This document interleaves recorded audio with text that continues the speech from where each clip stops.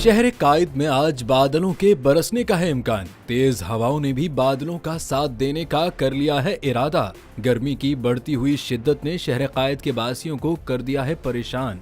लेकिन महकमा मौसमियात ने सुना दी है अच्छी खबर, क्योंकि कराची में आज तेज हवा के साथ बारिश का है इम्कान। आज शाम या रात में सिंध के चंद इलाकों समेत जेकबाबाद, दादू, जामशोरो और कराची में तेज हवा के साथ बारिश का इम्कान है। दूसरी जानिब पंजाब के मुख्तलिफ शहरों में बारिश का सिलसिला जारी है। इस्लामाबाद, रावलपिंडी और लाहौर समेत पंजाब के कई इलाकों में बारिश हुई, जबकि जुड़वा शहरों में अलसुब तेज बारिश हुई। जिला खुशाब में भी मूसलाधार बारिश हुई।